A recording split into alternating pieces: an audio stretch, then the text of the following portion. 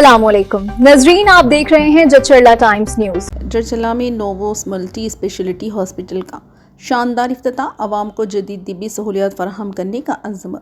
जचरला शहर में नए कायम करदा नोवोस मल्टी स्पेशलिटी हॉस्पिटल का मुकामी रुकन असम्बली डॉक्टर जनमपल्ली अनिरुद्ध रेड्डी, साबिक़ वज़ीर डॉक्टर सी लक्ष्मा रेड्डी और साबिक़ रुकन असम्बली इर्रा शेखर ने मुश्तरका तौर पर शानदार इफ्तिताह अंजाम दिया। इस मौके पर मेहमानों ने रिबन काट कर हॉस्पिटल का इफ्तिताह किया और वहाँ फराहम की जाने वाली तिब्बी सहूलियात का मुआयना किया।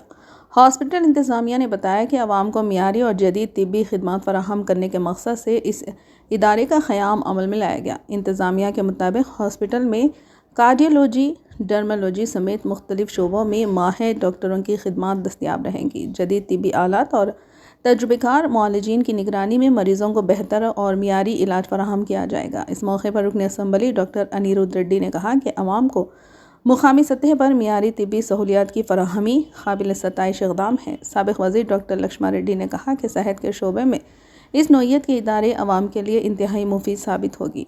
साबिक़ रुकन असम्बली इर्रा शेखर ने भी हॉस्पिटल इंतज़ामिया को मुबारकबाद पेश करते हुए अवामी खिदमत के जज्बे के साथ बेहतरीन तिब्बी खिदमात फराहम करने की उम्मीद ज़ाहिर की। इफ्तिताही तकरीब में डॉक्टरों, अवामी नुमाइंदों, मुकामी क़ायदीन, मुख्तलिफ़ तंजीमों की नुमाइंदों और शहरियों की बड़ी तादाद ने शिरकत की।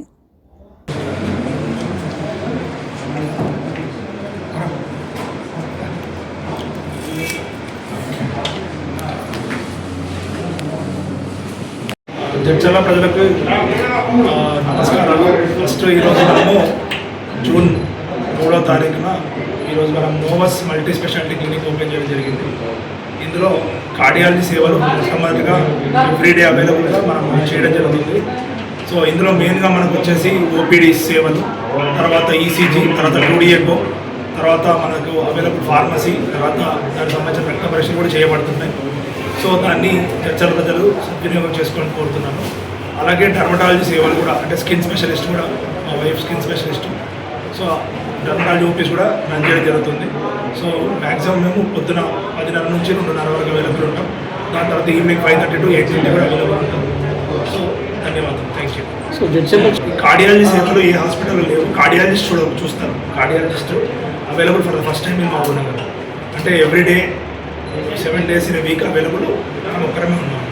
అదే మామూలు కూడా మీకు హాస్పిటల్ మహబూబ్నగర్లో ఉంది. అది మెయిన్గా ఏంటంటే క్యాథ్లాబ్ సెంటర్. సో అక్కడ స్టెంట్లు కానీ, తర్వాత పేస్ మేకర్స్ కానీ ఇట్లాంటివి వేయడానికి అవుతుంది. దానికి పెద్ద క్యాథ్లాబ్ మిషన్ కావాలి. సో ఇక్కడ క్యాథ్లాబ్ మిషన్ అనేది మనం పెట్టలేదు. మనం ఓన్లీ ఓపీడీ సేవలు మాత్రమే రన్ చేస్తాం. సర్జరీ కూడా చేస్తారా? ఇక్కడ ఉండదు, ఓన్లీ క్లినిక్. సర్జరీ కూడా ఓకే, థ్యాంక్ యూ.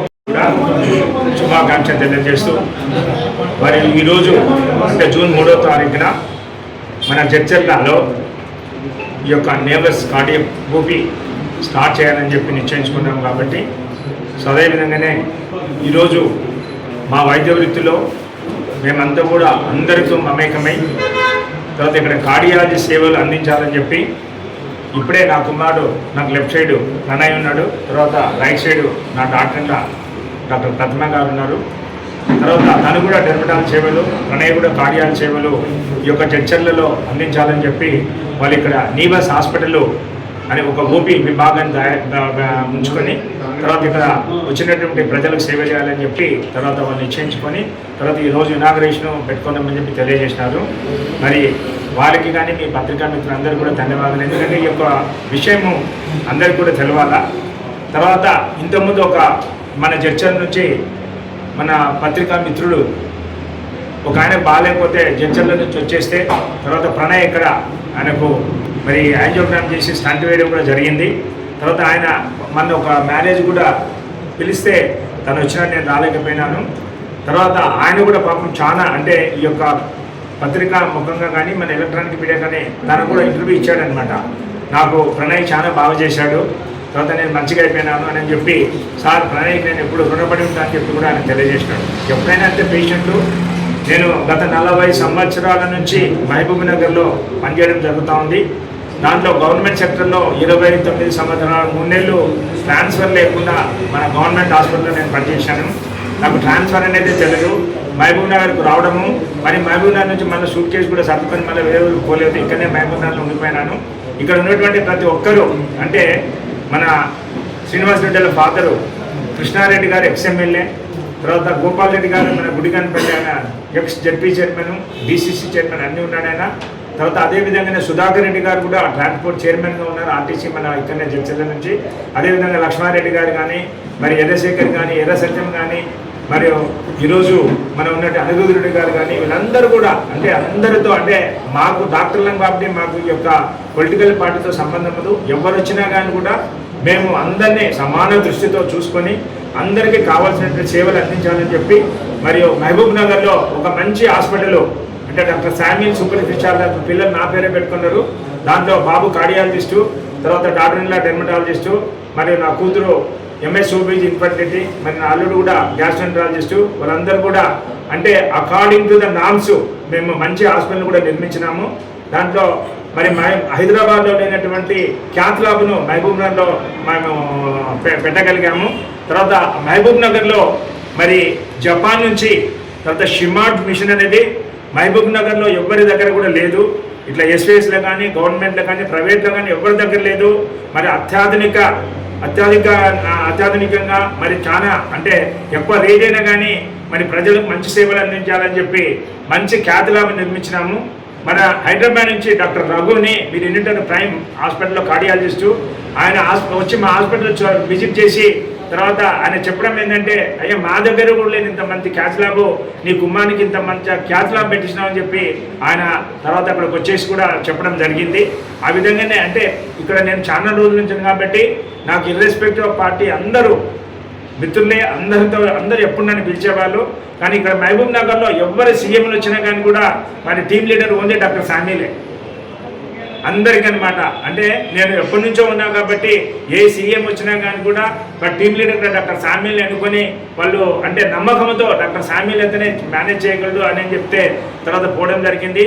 అదేవిధంగానే మరి చంద్రబాబు నాయుడు బాగలేదన్నప్పుడు బస్సులో సజెషన్స్ ఇచ్చి తర్వాత బస్సులనే మన ఎక్స్రే ప్లాంట్ పెట్టి తీయాలంటే అది రాదు, ఇప్పుడు కష్టము, మొబైల్ ఎక్స్రే ప్లాంట్ కూడా బస్సులకు తీయాలంటే కష్టం అని చెప్తే అప్పుడు ఆయన కోఆపరేట్ చేసి మన దగ్గర ఉన్నట్టుగా గద్వాలపై ఎక్స్రే కూడా తీసుకోవడం జరిగిందనమాట.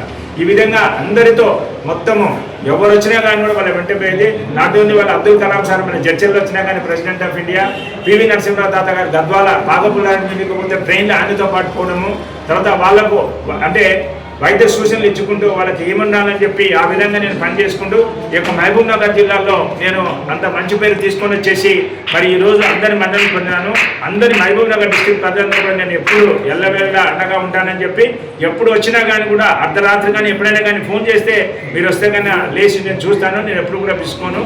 నాకు గవర్నమెంట్లో పనిచేసి అలవాటు అయిపోయిందనమాట. ఎప్పుడు వచ్చినా కానీ కూడా పేషెంట్లకు సేవ చేయాలని చెప్పి అందుకే ఆ విధంగానే వీళ్ళని కూడా మీరు ట్రైన్ కావాలా, మీరు మంచి పేరు తెచ్చుకోవాలని చెప్తా ఉంటా. అందుకనే మా హిపోక్రటిస్ సూత్రంలో ఒకటే ఉందన్నమాట మాకు, I will serve to the nation without caste, creed, religion. అంటే మాకు కులము మతము ఏమి సంబంధం లేదు. మా యొక్క వృత్తి ప్రకారము మేము ఎవరు వచ్చినా కానీ కూడా అందరికీ వైద్య వృత్తిలో మేము సేవలు అందించాలని చెప్పి ఆ విధంగా ముందుకెళ్ళాలని చెప్పి నేను పిల్లలు కూడా చెప్తా ఉంటాను. ఆ విధంగానే వీళ్ళు సహకరిస్తారని చెప్పి తెలియజేస్తూ మరి మీ డాడీ తర్వాత మీ మామ మరి మీ మామ ఎట్లా మంచి పేరు తెచ్చుకున్నారో మీరు కూడా అదే విధంగానే అంటే నన్ను మించి ఇంకా మీరు మంచి పేరు తెచ్చుకోవాలా. ఎవరైనా కానీ అంటున్నారో తనేడు తండ్రి కన్నా ఎక్కువ ఉండాలని చెప్పి నేను ఆ విధంగానే నా పిల్లలు నాకన్నా ఎక్కువ ఉండాలని నేను కోరుకుంటా ఉన్నాను. అందుకే వాళ్ళకి ఒక మంచి హాస్పిటల్ కూడా తయారు చేసి మరి ఇక్కడ జడ్చర్లో కూడా ఓపీ పెట్టుకుంటామంటే మంచిదని చెప్పి తెలియజేసినాను.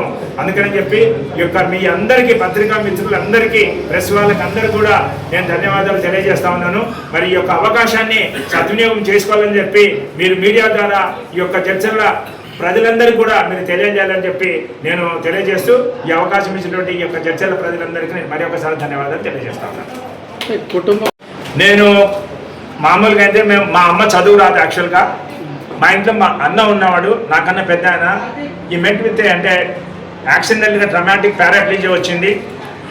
డ్రమాటిక్ పారాప్లీజియా వస్తే మేము అప్పుడు ఇవన్నీ లేవు. తర్వాత ఎడ్ల బండ్లో తీసుకుపోవడం హాస్పిటల్కి, తర్వాత గుర్ర బండ్లో తీసుకుపోవడం, ఈ విధంగా గవర్నమెంట్ హాస్పిటల్లో చేసేటప్పుడు అక్కడ నేను గవర్నమెంట్ జనరల్ హాస్పిటల్లో చూసినప్పుడు అందరంటే మా సీనియర్స్ వాళ్ళు బాగా కోట్ వేసుకొని తర్వాత షూ వేసుకొని టకాటకపోతుంటే ఆ యొక్క షూ సౌండ్స్ విని తర్వాత అది ఇంత బాగుంటుంది ఆ మెడికల్ వృత్తిని అని చెప్పి ఆ విధంగా నేను ఉండి మా అమ్మకు చదువు రాకపోయినా మా అమ్మకు చదువు రాదు, బొటన వేలు గుర్తేస్తుంది. మా నాన్న నేను 1981లో ఎంబీబీఎస్ చేస్తుంటే కూడా చనిపోయినాడు. అయినా కానీ అప్పటికి డమ్మీ ఎగ్జామ్ పెడితే డమ్మీ ఎగ్జామ్లో నేను మెడిసిన్లో మరి గైనిక్లో ఫస్ట్ వచ్చాను. అప్పుడు మా ప్రొఫెసర్ నేను ఎగ్జామ్ రాయమని చెప్పి వెంకటస్వామి ఆయన ఉన్నాడు. ఆయన నన్ను రోజు ఎగ్జామ్ నేను చదవాల్సిన అవసరం లేదు, నేను ఎగ్జామ్లో తింటా అని చెప్పి ఆయన కార్లో దించుకోపోయి 6 రోజులు ఇప్పుడు పేపర్కు ఒక రోజు సెలవు ఇస్తున్నారు. అప్పుడు అటు కూడా ఉండేది కాదు. మండే స్టార్ట్ అయితే సాటర్డే వరకు మేము ఎగ్జామ్ రాయాల్సిందే. ఆ విధంగా అంటే నన్ను ఎంకరేజ్ చేసినారు. తర్వాత ఇంట్లో నేను రెండో మాన్యని చెప్పి కూడా ఈ యొక్క వైద్య వృత్తిని చేయాలని చెప్పి నాకు ఎన్నోసార్లు పొలిటికల్ అవకాశం వచ్చినా కానీ వైద్య వృత్తిని మించినది లేదు, అందరితో ఉండాలని చెప్పి మరి నాకు 1982లో మా దగ్గర కోట్ల విజయభాస్కర్ రెడ్డి గారు నేను ఎమ్మెల్యే టికెట్ ఇస్తాను, నువ్వు కంటెస్ట్ చేయను, అంతా నేనే పెడతాంటే కూడా మా సార్ వాళ్ళు ఒప్పుకోలేదు. నువ్వు మంచి స్టూడెంట్ వద్దు, అది ఒక 5 సంవత్సరాలు మాత్రమే, తర్వాత నువ్వు మాజీ అయిపోతావు, నువ్వు ఎంబీబీఎస్ చేసి మంచి డాక్టర్గా అయితే కన్నా నీవు జీవితాంతం డాక్టర్ని ఉంటా అని చెప్పి మా యొక్క ఎన్ఆర్ రావు సార్ కానీ వెంకటస్వామి సార్ కానీ వాళ్ళు చెప్పడం వల్లనే వాళ్ళ యొక్క ప్రోద్బలంతోనే నేను యొక్క ఎండీ చేయడం జరిగింది. ఎండీ కూడా మరి అప్పట్లో అందరూ కూడా వేరే రాష్ట్రాల నుంచి వచ్చేవాళ్ళు ఎగ్జామినర్స్. దాంట్లో ఆయన 100 పాస్ అయితే 4వ ఇస్తాను డిగ్రీ అనే వాళ్ళు. నేను 3 గంటల వరకు చదివి first time MD general medicine అప్పట్లోనే కర్నూలు మెడికల్ కాలేజ్లో first time MD general medicine తీసుకొని తర్వాత మెరిట్ స్కాలర్షిప్లో తీసుకొని బయట ప్రయత్నించి నా తర్వాతనే అందరూ కూడా MD general medicine first time తీసుకోవడం అనేది కర్నూలు మెడికల్ కాలేజ్లో జరిగిందన్నమాట. ఆ విధంగా ఈ యొక్క వైద్య వృత్తిలో నేను మా అన్నకి ఇట్లా అయింది కాబట్టి మా అన్నకు సేవ చేసుకుంటూ తర్వాత ఆయన బెడ్ రిడెన్ అయినా కానీ కూడా 45 ఇయర్స్ మరి మేము ఆయన పారాప్లీజ్ అయినా కానీ ఆయన నడవకపోయినా కానీ కూడా ఆయన మేము తీసుకున్నాము.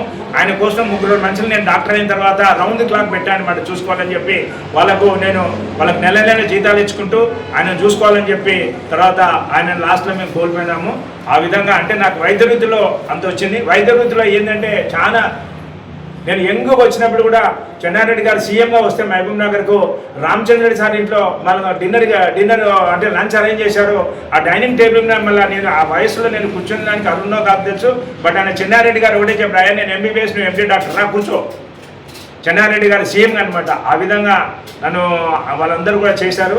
సో అవన్నీ చూసిన తర్వాత అరే ఒక డాక్టర్ వృత్తికి ఇంత బాగుంటుందని చెప్పి ఎవరైనా పిలుస్తారు, ఎవరికైనా సేవ చేయొచ్చు. మనకు పార్టీలతో సంబంధం లేదు, మనం పేద ప్రజలు చేయాలా, వైద్య వృత్తిని మనం ముందుకు తీసుకెళ్లాలని చెప్పి ఆ విధంగా ఈ యొక్క హాస్పిటల్ను మనం స్థాపించడం అనేది జరిగిందనమాట. మరి ఒకసారి మీ అందరికీ పత్రికా మిత్రులందరూ కూడా ధన్యవాదాలు సార్. ప్రైవేట్ హాస్పిటల్లో అయితే మాకు ఫీజులు ఎక్కువ తీసుకుంటారు అని ప్రజల దృష్టిలో ఉంది. మరి మీకు హాస్పిటల్ నుంచి ఎలాంటి బెనిఫిట్స్ ఉన్నాయి ప్రజలకు? సో ప్రైవేట్ హాస్పిటల్ అంటే ఇప్పుడు మహబూబ్ నగర్లో మన దగ్గర స్టంట్ వేస్తే 1.5 lakhs తీసుకుంటారు. అదే హైదరాబాద్ పోతే కన్నా 4.5 lakhs తీసుకుంటారు. ఉన్నారు కూడా మన అంబులెన్స్ డ్రైవర్ ఉన్నాడు. మేము మా అమ్మను అడ్మిట్ చేసినా కానీ యశోద హాస్పిటల్లో నా కొడుకు డాక్టరు మేమందరం ఇంట్లో 6 మంది డాక్టర్లు ఉన్నా కానీ కూడా అక్కడ ఏ మాత్రం ఎగ్జామ్షన్ లేదు. 4.5 lakhs బిల్ వేయాలి. స్టార్టింగ్ అంటే 4.5 lakhs కట్టించాము. అట్లాంటి 4.5 lakhs మన దగ్గర 1.5 మహా అంటే మరి 2 సార్లు లేదా మన దగ్గర 2.5 అవుతుంది. అదే హైదరాబాద్ మా తమ్ముని కూడా మెడికవర్లో నేను 5.5 lakhs పే చేసి వచ్చాను. నా తర్వాత 4th బ్రదర్ అనమాట. వాళ్ళు ఏ మాత్రంలో కన్సల్ట్ చేయలేదు. ఆడ పోతే అన్ని ఎంటర్ చేసుకుంటారు, తర్వాత మనకు బిల్ ఇస్తారు, బిల్ కట్టాలంటారు. ఇక్కడైతేనేమో మనకు చాలా మంది ఫోన్ చేస్తుంటారు. ఇప్పుడు లక్ష్మారెడ్డి గారు ఫోన్ చేసినారు, అన్న చాలా బీదుర్లే చాలా కన్సెషన్, అన్న నువ్వు చెప్పే నువ్వు ఎంత తీసుకోమంటే అంత తీసుకుంటాము. అట్లా ప్రతి ఒక్కరికి మనం ఇక్కడ కన్సెషన్ ఇస్తాం. మరి హైదరాబాద్ పోతే ఎవరు మేము దగ్గర కూడా రానియరు. అక్కడ బిల్లు చేతికి ఇచ్చి బిల్లు కట్టేయమంటారు. ఇక్కడ మనం డిస్ట్రిక్ట్ ఉండడం వల్ల ప్రతి ఒక్కరు ఫోన్ చేస్తారు. నేను చాలా సంవత్సరాల నుంచి కాబట్టి అన్న బాబుకి చెప్పు, లేకపోతే అన్న చన్నీలాగా చెప్పు, మీరు ఏమైనా కన్సెషన్ చెప్పినా మన వాళ్ళన్నా మన కాన్స్టిట్యూన్స్ అన్నా మన వాళ్ళంటే ఆ విధంగా ప్రతి ఒక్కరికి కూడా నేను ఇస్తూ ఉంటా. తర్వాత నేను మినిమం ఫోన్ చేస్తే మీరు 10% కన్సెషన్ ఇవ్వాలని చెప్తా ఉంటాను పిల్లలకి.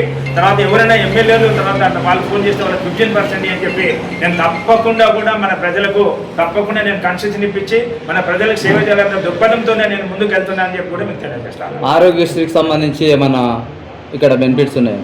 ఆరోగ్యశ్రీ సంబంధించి ఏమైనా బెనిఫిట్స్ అంటే ఉన్నాయా? దీనికి ఆరోగ్యశ్రీ గోపిల్లు ఆరోగ్యశ్రీకి హాస్పిటల్ రికగ్నిషన్ ఉండాలన్నమాట.